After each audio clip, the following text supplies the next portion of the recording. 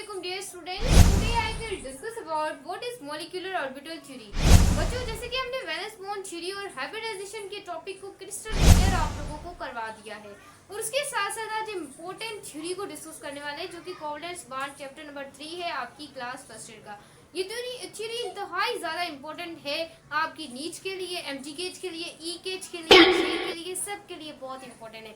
Detail में पढ़ाने वाली हूँ टॉपिक क्योंकि I can shoot on second time आप लोगों के लिए। मैं बड़ा कोई नॉइस का मसला हो रहा था मुझे, इस वजह से मैंने ये सेकेंड बार शूट करने वाली हूँ। जो स्टूडेंट हमारे चैनल पे आए आप लोगों ने मेरे चैनल को सब्सक्राइब कर देना है, वीडियो को लाइक कर देना है, शेयर कर देना है। सो बच्चों let's get started.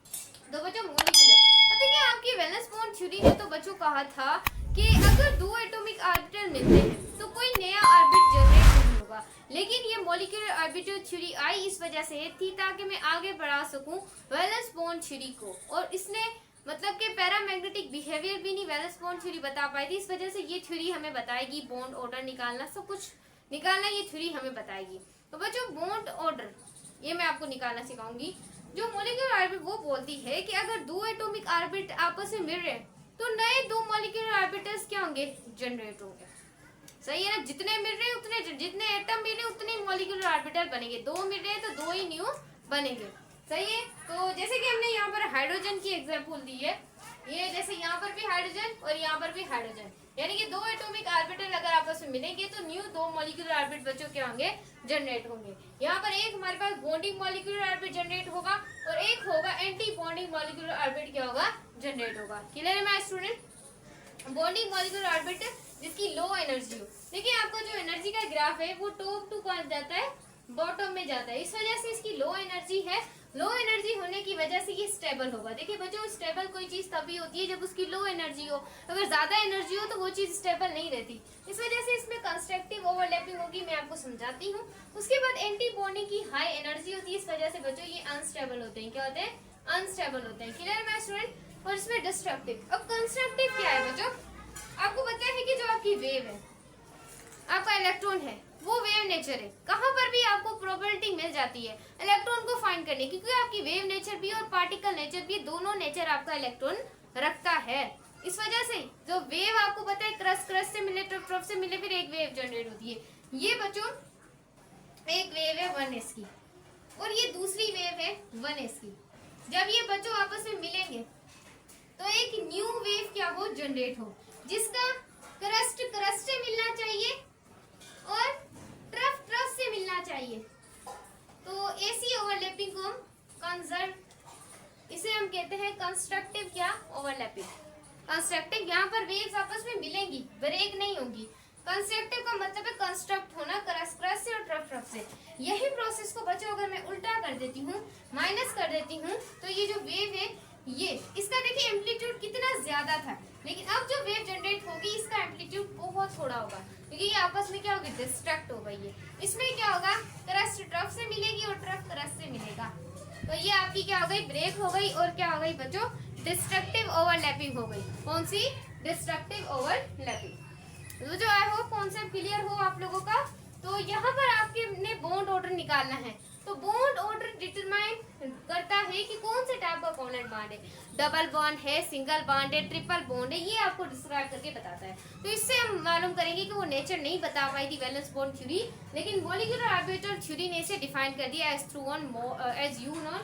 Use on bond order. Clear है माय स्टूडेंट। तो यहाँ पर जरा आपने गौर से देखना है कि यहाँ पर H2 की हम एग्जाम्पल ले रहे हैं। आप इलेक्ट्रॉनिक कॉन्फ़िगरेशन इसकी होगी 1s1। कौन सी, 1s1।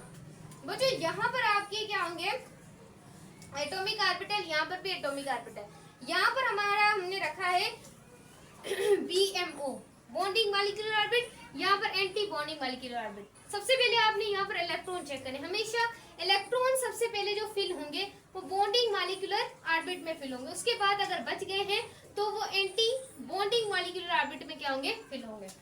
तो दो ही इलेक्ट्रॉन है तो बॉन्डिंग में आए, एंटी बॉन्डिंग में कोई भी इलेक्ट्रॉन फिल नहीं होगा। तो बॉन्ड ऑर्डर बच्चों निकालिए। बॉन्ड ऑर्डर निकालने से पहले चार चीजों के बारे में पता होना चाहिए। अगर आपका बॉन्ड ऑर्डर 1 है तो मैम क्या होगा, नया ट्विस्ट आ जाएगा, नो बॉन्ड फॉर्म, कोई भी बॉन्ड फॉर्म नहीं होगा। क्लियर है माय स्टूडेंट, ये चीज आपने ध्यान में रखनी है। और फॉर्मूला है कि बॉन्ड ऑर्डर का number of bonding molecular orbit में माइनस करना एंटी बॉन्डिंग को और डिवाइड कर देना 2 से, ये फॉर्मूला है। तो बॉन्डिंग मॉलिक्यूलर ऑर्बिट बच्चों कितने 2 कितने 2 और एंटी बॉन्डिंग कोई नहीं, इस वजह से 2/2 यहाँ पर क्या बचा 1। तो ये हमारे पास क्या हो गया सिंगल बॉन्ड हो गया, बाद में आना।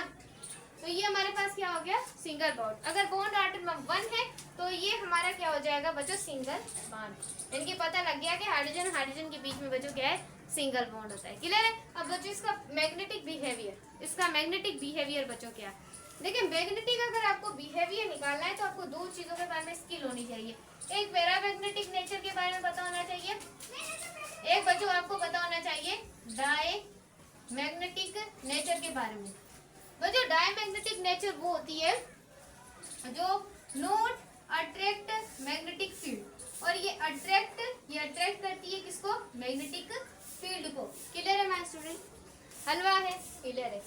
अब देखें हमेशा पैरामैग्नेटिक में आपके नंबर ऑफ अनपेयर्ड इलेक्ट्रॉन, अगर नंबर ऑफ अनपेयर्ड इलेक्ट्रॉन है तभी ये पैरामैग्नेटिक नेचर होगी। लेकिन यहाँ पर कोई अनपेयर्ड इलेक्ट्रॉन है, कोई अनपेयर्ड इलेक्ट्रॉन है बिल्कुल नहीं है, एंटी बॉन्ड में कुछ नहीं है, सिर्फ क्या है पेयर्ड इलेक्ट्रॉन है। इसका मतलब इसकी नेचर बच्चों क्या होगी हाइड्रोजन की डायमैग्नेटिक, क्या डायमैग्नेटिक। अब एक और ऑक्सीजन की ले लेते हैं। ऑक्सीजन को समझने से पहले आपका ध्यान मेरी तरफ सबसे ज्यादा होना चाहिए क्योंकि ये एमडी ग्रेड में पूछी जाती है।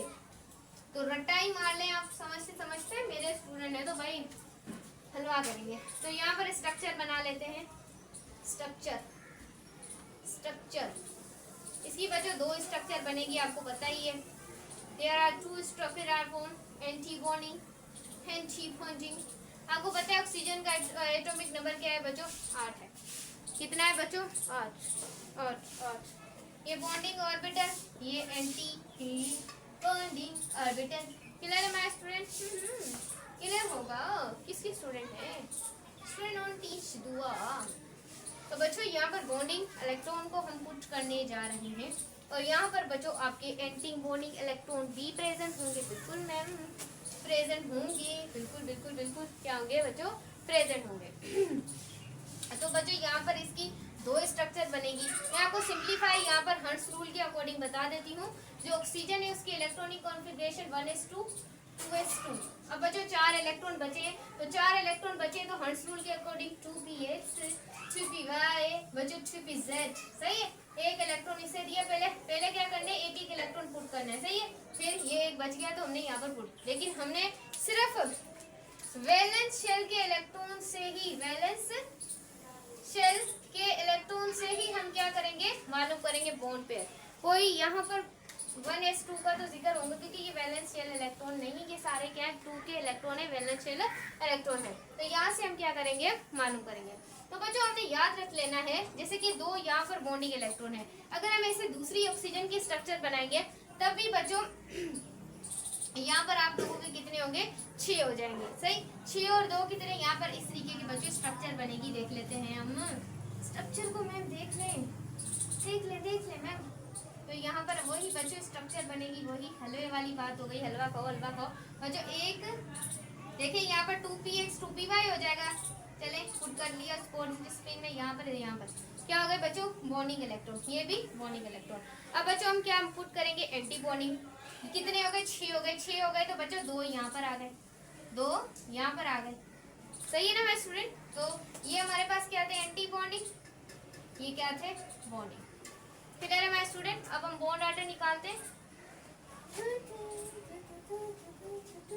तो बच्चों कितने हैं बॉन्डिंग 2 यहाँ पर 6 यहाँ पर, कितने हुए 8।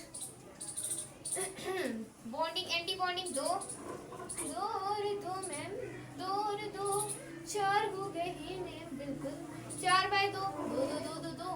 तो बच्चों कौन सा बॉन्ड हमें पता है ऑक्सीजन के बीच में क्या कौन सा बॉन्ड होता है डबल बॉन्ड। तो बॉन्ड ऑर्डर से हमें पता लगा कि ऑक्सीजन के बीच में क्या होता है डबल बॉन्ड होता है। और नेचर कौन सी है अनपेयर्ड इलेक्ट्रॉन है। बिल्कुल मैम यहाँ पर भी अनपेयर्ड, यहाँ पर तो कुछ भी नहीं है, अनपेयर्ड इलेक्ट्रॉन है यानी कि नेचर पैरामैग्नेटिक है। तो ये थी हमारी आज की वीडियो अच्छी लगे वीडियो को लाइक, चैनल को सब्सक्राइब। मिलते हैं नेक्स्ट वीडियो में, तब तक के लिए दुआ में।